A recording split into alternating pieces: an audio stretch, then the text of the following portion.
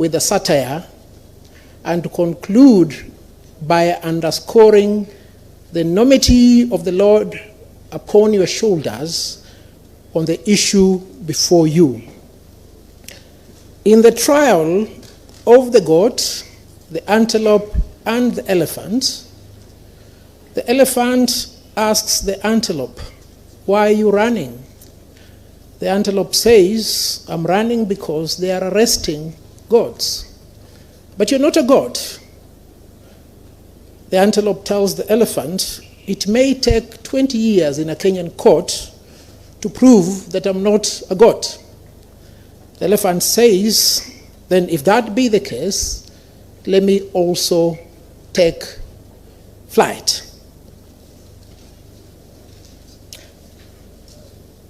The question that I seek to answer is this: whether the basic structure doctrine is applicable in Kenya. If so, the extent of its application, whether the basic structure of the Constitution can only be altered, and I underline the word altered, through the primary constituent power, and what constitutes the primary constituent power. Let's start from the basics. The Constitution is the social contract that governs the relationship between the people and the governors. That dichotomy must, of essence, be clear in any constitutional democracy. The Constitution is susceptible to two things. One is alteration, and two is amendment. The definition of those two fundamental words is pivotal to the answer to this question. And I will start with the basic English definition before we go to the legal definition. Chambers' English Dictionary, which I've used for the last 25 years, defines alter as follows: to make different, to modify, to become different. It proceeds to define amendment as to free from fault or error, to correct, to improve, to alter in detail with a view to improvement. Perceive the presence of the word alter in the definition of amendment, and it appears to alter in detail. Here follows the legal definition of those two words. Black's Law Dictionary defines alter as follows: an act done to an instrument after its execution, whereby its meaning or language is changed. Amendment is defined thus: to make right, to correct, or rectify.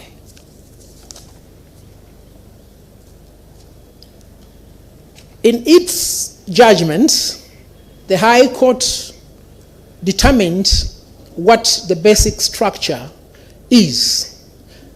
And it is said that the basic structure entails the essential features, the core of a constitution. I purpose to hazard a definition of my own. It is the distinctive feature of a particular constitution. Now, remembering the definition of the word alter and amendment, what is the basic structure in our submission is that which can only be altered. And what is left for amendment is not the basic structure. An argument was made that this doctrine is emergent. Is it so? It is my humble submission that the doctrine is not emergent. John Locke, in his book, The Two Treatises of Law, defined what a basic structure is. Charles Montesquieu also defined what a basic structure is. Permit me just to refer to their definitions. You will find this in volume 1 of our list and bundle of authorities. Now, at page 241, a trichotomy of the systems of government is made. This is by John Locke. 1, there is a perfect democracy where the people elect those to make laws for them.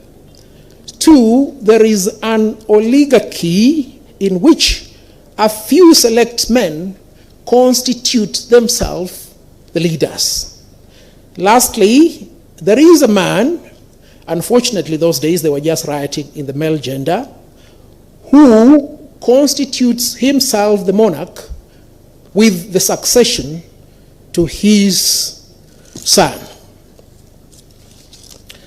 Let us see what Montesquieu says about the structure.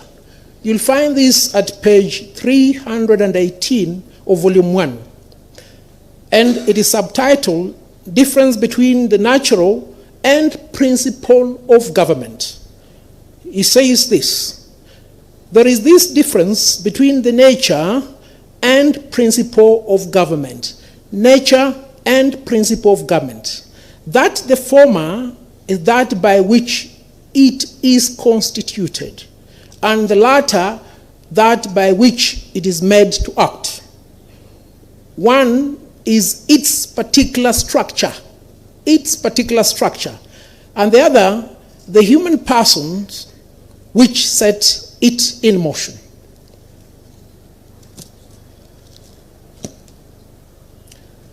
Still on altar and amendments, because these are the identifying two elements of the basic structure, can we have a look at the path that the Kenyan people have traveled since independence?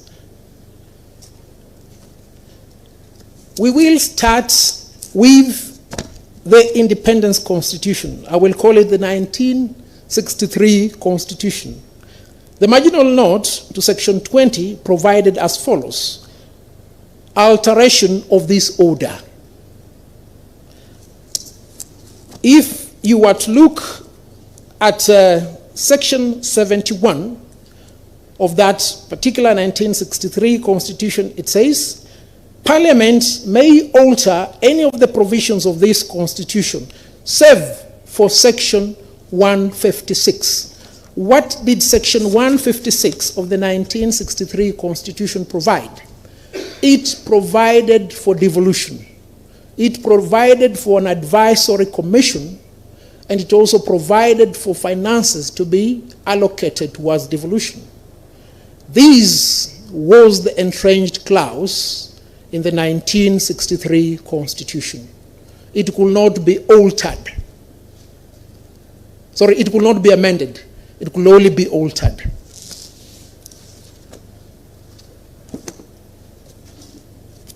Let us look at the 1969 Constitution. The mode of that change is found in section 47. Subject to this section, Parliament may alter this Constitution. And then subsection 5b, alteration is defined. References to the alteration of this Constitution are reference to the amendment, modification, or reenactment with or without amendment or modification of any provisions of this Constitution, the suspension or repeal. Yes, it may appear as if there is a conundrum, but as you consider that conundrum, that is the perception of what the people of Kenya have over this, which is otherwise a simplistic issue. Now, that dichotomy has been expounded further, and I will refer you to what is written by Professor Ben Nweze on the same issue.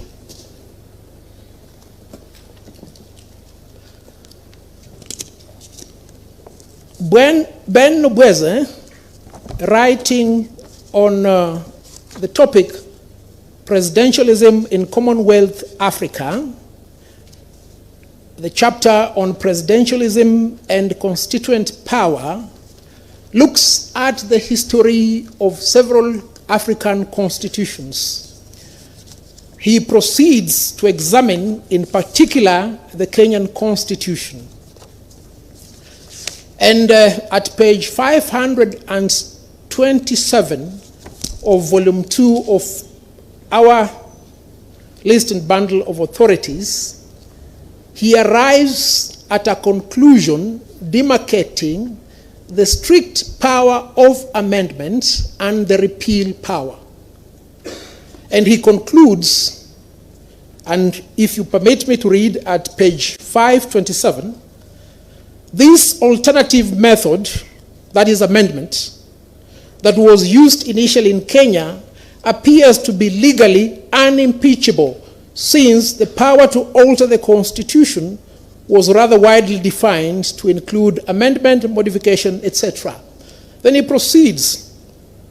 However, applied to the independence constitution, it may be doubted whether the spirit of the amending power contemplated the destruction through the superimposition of a republican presidential form of the system of government instituted by the constitution, namely monarchical parliamentary government. The so-called amendment, in fact, established a new constitution and as such should have been effected by the repeal of the existing independence constitution. If there was any clarity that was required in differentiating between those two, perhaps I may look at a recent work on this issue, and permit me to refer to the book by Professor Richard Albert, Constitutional Amendments, Making, Breaking, and Changing Constitutions. Richard Albert, again, creates the difference between amendment and dismemberment. If I may refer the court to page 76 all the way to page 78, and at page 79 thereafter, Richard Albert sets out 4 fundamental aspects of what is in actual fact a constitutional amendment. He says there are 4 fundamental features to a constitutional amendment, properly defined: its subject, authority, scope, and purpose. He proceeds to define what dismemberment is at page 84. He says, dismemberment is incompatible with the existing framework of the Constitution because it seeks to achieve a conflicting purpose. And note that that conflicting purpose will be bad. A conflicting purpose may still be desired and attained through dismemberment. But what must not be lost is the manner in which those 2 elements, amendment and dismemberment, relate to the Constitution.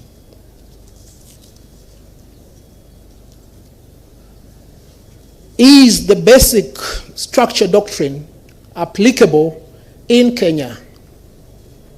The answer is yes. You've seen it from the writings of Professor Nobweze in the book I've just referred you to. In fact,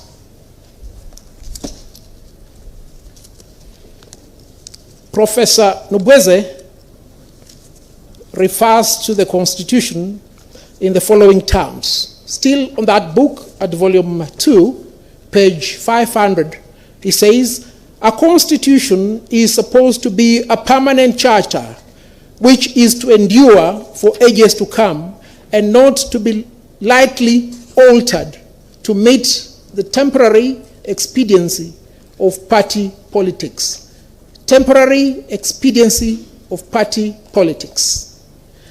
Now, Proceeding from that premise, the Kenyan courts have examined the applicability of this principle, and they did so 15 years ago.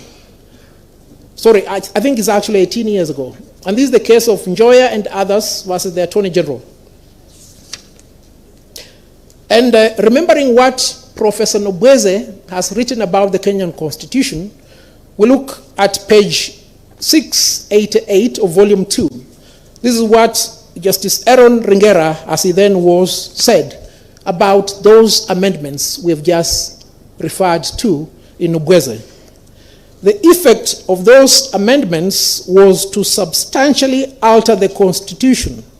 Some of them could not be described as anything other than an alteration of the basic features of the Constitution.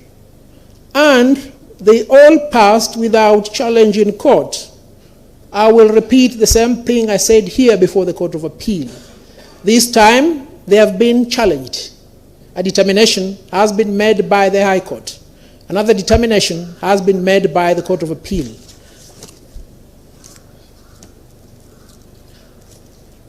My lords and my lady, the Court of Appeal dealt with this issue in very elaborate terms. If you look at the decision of Justice Musinga, President of the Court of Appeal, he picked the essential features as the identifying character of the basic Constitution.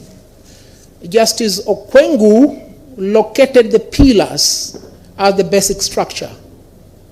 Justice Nambuye said it is the Constitution itself and what it contains. Justice Kiage said, in his words, the basic structure reminds him of a house. Now, you're being asked to reverse the decision of the High Court, the decision of the High Court and of the Court of Appeal by extension. Permit me, before I close that issue, to underscore the jurisdiction of this court. The jurisdiction of this court is set out under Article 163 of the Constitution, and sub-Article 7 is expressed. It says, all courts other than the Supreme Court are bound by the decisions of the Superior Court.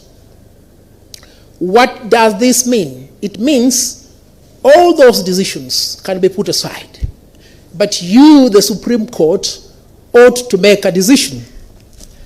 How then will you make a decision? 10 years ago, when I argued the case alongside retired Judge of the Court of Appeal, Richard Otieno Kwach, he told me a judge is first an advocate and second a judge. A judge is presumed to know the law. Assuming that you are to put aside all decisions that appear conflicting, then you must determine this issue first-hand based upon the law, because you're not a council of village elders. You're not the Sanhedrin to decide ecclesiastical matters. You are in the same position as the Supreme Court of Colombia. You should not be held siege, as was the case in 1985, when Pablo Escobar, whose attempts to become president of Colombia had failed, and he had been removed from parliament, decided to take on the court.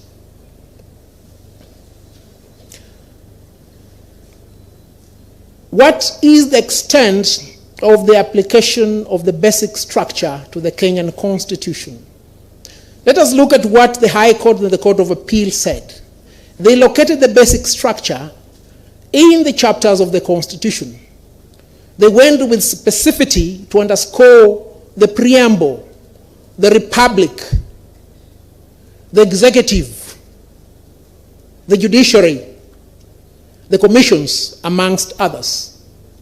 Let me just explain some of them. Let us look at the executive. What is the nature of the executive in Kenya? It is pure presidential. What did the BBI bill seek to do?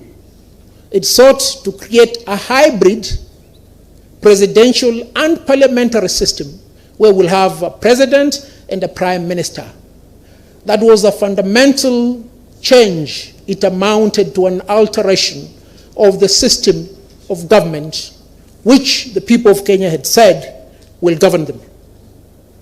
What about the legislature? The system of the legislature in Kenya underscores separation, where elected members of the National Assembly and the Senate cannot be part of the executive through the cabinet. A well thought out entrenchment. What did the BBI bill seek to do? It sought to fuse the executive and the legislature by ensuring that the president has the power to appoint cabinet ministers from the legislature. Again, a fundamental departure from that which the people of Kenya had agreed upon. What about the judiciary? The judiciary is supposed to be independent and accountable. The process towards this entrenchment was a long process. In this BBI bill, an ombudsman, who I call the prefect of the executive, sought to be put within the judiciary.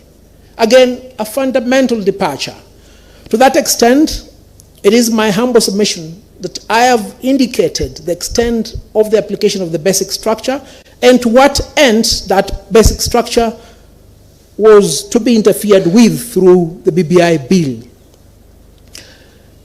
Now, whether the basic structure of the Constitution can only be altered through the primary constituent power. The word alter was specifically used by the High Court and the Court of Appeal. All the judges of the Court of Appeal created a clear distinction between amendment and alteration.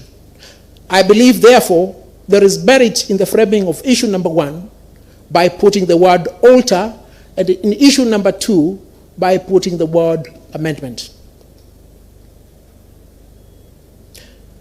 It is my answer that the basic structure can only be altered through the primary constituent power. This therefore begs the question, what is the primary constituent power? Where did it emanate from? Is it textualized? The argument put forth by the appellant is that this constituent power is non-existent. It's not textualized. And that if the people of Kenya wanted it to be part of the Constitution, nothing would have been easier than for them to say so. Now, constituent power traces its origin to antiquity in constitutional jurisprudence. You will find it in the written works of John Locke. You will find it in the written works of Charles Montesquieu. But permit me to pick what a recent writer has said about constituent power. A book written by Professor Justice Ernest Wolfgang, titled Constitutional and Political Theory, traces the origin of the constituent power. At page 169, the problem and concept of the constituent power, he says,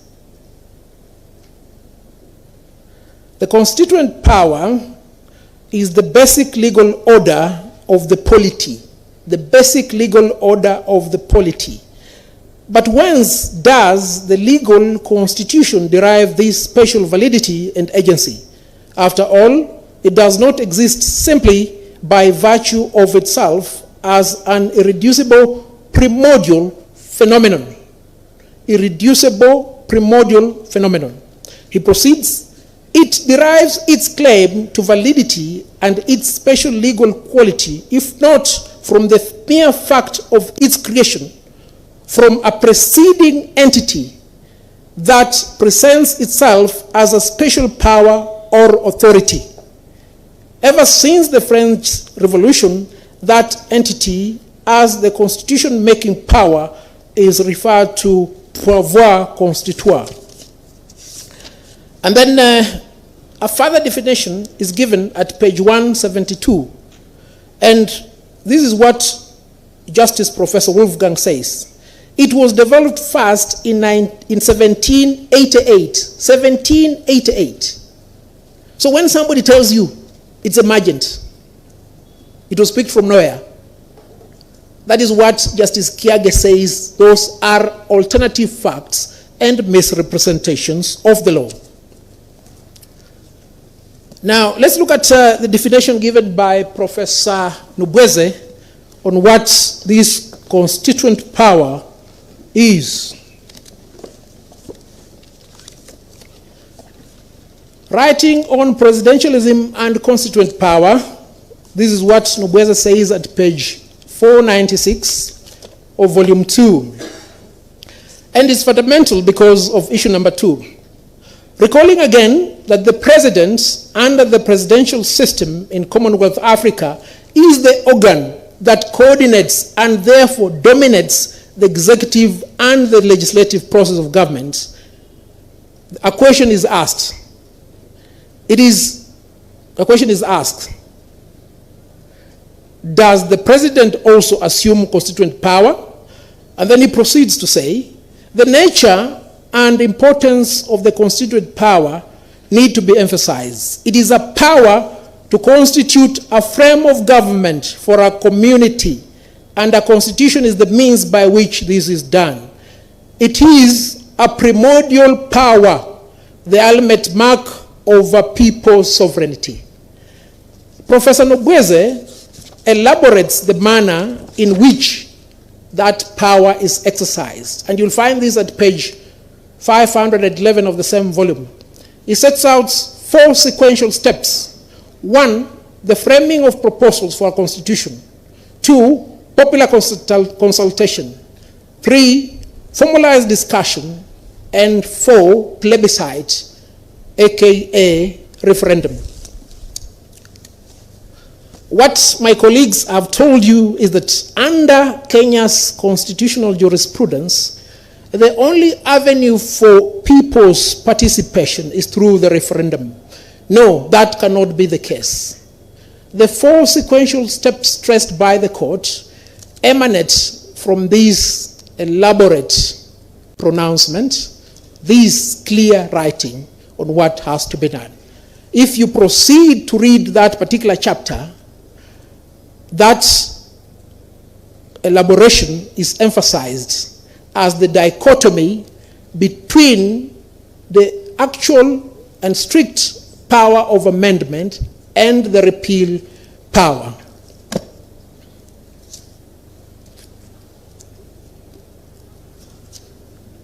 Now, permit me also to look at what Professor Yaniv Rosnai has said about constituent power. Yaniv Rosnai, in his book, Unconstitutional Constitutional Amendments, The Limits of Amendment Powers, writes as follows, commencing from page 105. He says, constituent power is the power to establish the constitutional order of the nation. It is the generative principle of modern constitutional arrangements. And then he proceeds to define further what the constituent power does. And he proceeds to say, it has the framing power, the establishing power. You'll find this at page 120 of that book. Now, we have seen what the basic structure is. We have seen the extent of its application. We have seen the manner of alteration of the basic structure. And it is for that reason that we must answer this question. Because my learned friend James Orengo said, what is this doctrine? Is it like a stone that we just have to kick it and see it? No, it is not as nebulous as presented. Because if it was so, then there will be a demand upon the court to locate from the Constitution independence of the judiciary. separation of powers. It is for that reason, therefore, that these concepts are called basic concepts. It is like the ABCD, it's like the ma, me, mi, mo, mu. If these concepts cannot be appreciated in the most simplistic words, then there can only be two conclusions. One, a deliberate intention to mislead the court on the application. Or two, failure of understanding of basic concepts. As to which of those two this relates, I will leave it to the court. I will allocate 8 minutes to issue number 2 and leave the rest to my colleague Esther Ngawa. Whether the President can initiate changes, amendments to the Constitution, and whether a constitutional amendment can only be initiated by Parliament through a parliamentary initiative under Article 256 of the Constitution, or through a popular initiative under Article 257 of the Constitution. Let me answer that question with a lot of simplicity, and the simplicity is derived from the nature of the Republic under the Constitution. Now, under Article 1, the sovereignty of the people has a trichotomy of Parliament, which is the legislative arm of government. Then we have the national executive, which is the executive arm of government, and we proceed to the judiciary. What is key to us are two, and we'll find this in Article 94. What is the role of Parliament? The role of Parliament is set out under Article 94 thus: the legislative authority of the Republic is derived from the people and at the national level is vested and exercised by Parliament. You proceed to item 3. Parliaments may consider and pass amendments to this Constitution. Pass amendments to this Constitution, not alter. And for this purpose, I must emphasize, the word alter appeared in the 1963 Constitution. It appeared in the 1969 Constitution. It has disappeared in the 2010 Constitution. Now, compare that with the power given to the President under Article 131. The President, B, exercises the executive authority of the Republic to respect, uphold, and safeguard the Constitution. Nowhere in the Constitution will you find any indication of the power to initiate amendments on the part of the President. It's nowhere. And if we may go back to Professor Nobweze, he has made it quite clear that the moment the constituent power has been exercised and the Constitution has been birthed, the individuals in office must exercise the power given to them under that Constitution. Should they seek to alter, they must go back to the people, and they must do that through the 4 sequential steps. The President cannot be President and at the same time be the people. He can't. And if any clarity is required on that issue, we go back to what Justice Professor Wolfgang said, and you'll find this at page 172 of his book. Its goal, the goal of the constituent power, was to counter the king's sovereign powers grounded in law and tradition, and the institutions of the monarch with the original and unbounded political decision-making power of the nation as the force that brings forth the Constitution. Let me simplify this thing. What you're being asked to do by answering this question in the negative is this: to constitute Kenya into a monarchy, or to constitute Kenya into an oligarchy. Kenya is a democracy. It cannot be done. Let me close that argument with an extract from Professor Nobweze, who demystifies that which my colleagues here want to complicate. Nobweze has dedicated an entire chapter on the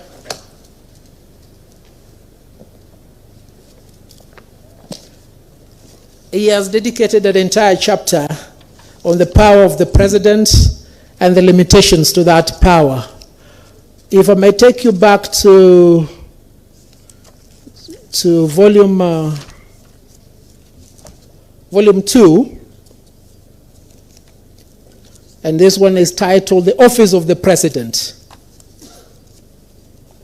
And the operative extract will be found at page 482.